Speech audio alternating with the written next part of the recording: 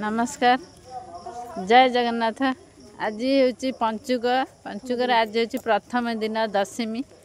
आम आज मंदिर जाऊँ शिव मंदिर पूजा सारिक आसिक आम जगन्नाथ मंदिर बर्तमान आम जाऊँ। देखो सांग मैंने आम हलु सांग हो समस्त आम जाऊँ पहुँची गलु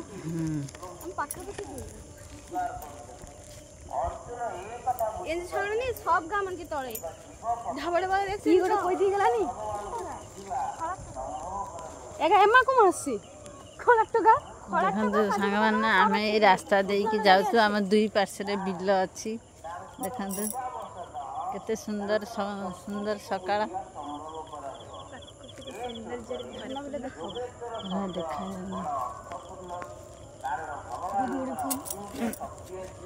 फूल उठे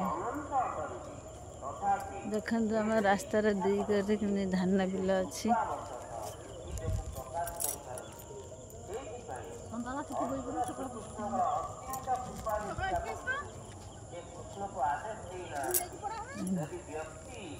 सांग ही समस्ते मंदिर जाऊँ जगन्नाथ मंदिर।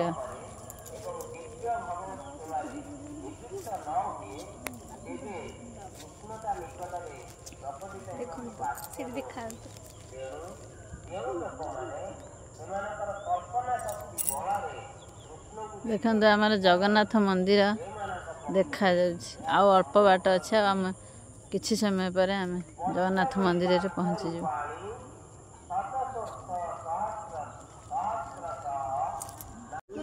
परिष्कार जगह देखी परिष्कार जगह देखी कार्तिक व्रत भी मंदिर पहुंची गलु जदि कृष्ण तांकु से शक्ति दियंती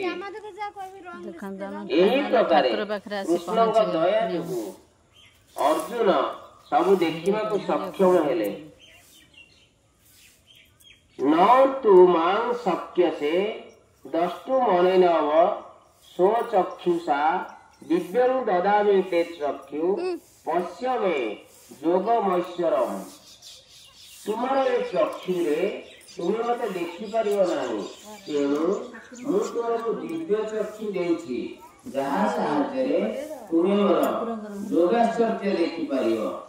शुद्ध भक्त भगवान दुई हस्त विशिष्ट श्याम सुंदर रूप व्यतीत अन्य कौन रूप देखा इच्छा करे नहीं।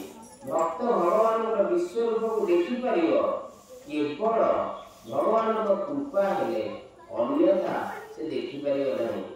से ताहा मनर चिंता बଳରେ देखि परिबो केवल दिव्य चक्षु साहाय्य ही देखि परिबो।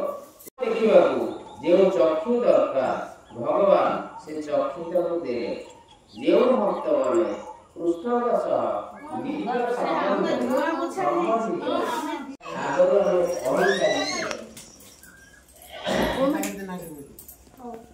एक मुक्ता तत्वराजर महायोगेश्वर हरि दर्शाय मास पाठाय रूपमेश्वर संजय कहे हे राजन यही परी कही महायोगेश्वर परम पुरुष भगवान अर्जुन को तार विषय पर दिखाई दिव्य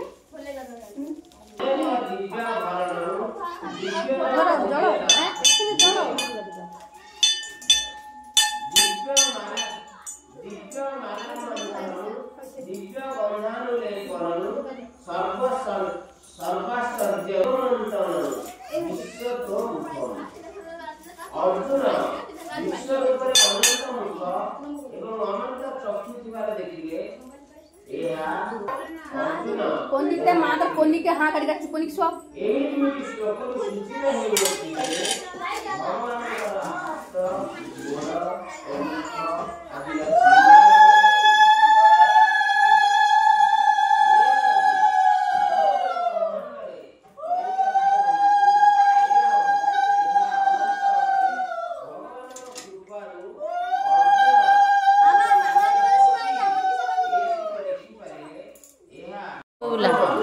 ଯେତେଦୂର ସମ୍ଭବ ଏକ ପରିଷ୍କାର ଚିତ୍ର ଦେବା ନିମିତ୍ତ ସେହି ଆକଳନୀୟ ପରିପ୍ରକାଶର ଏକ ତୁଳନା ଦେଇଛନ୍ତି।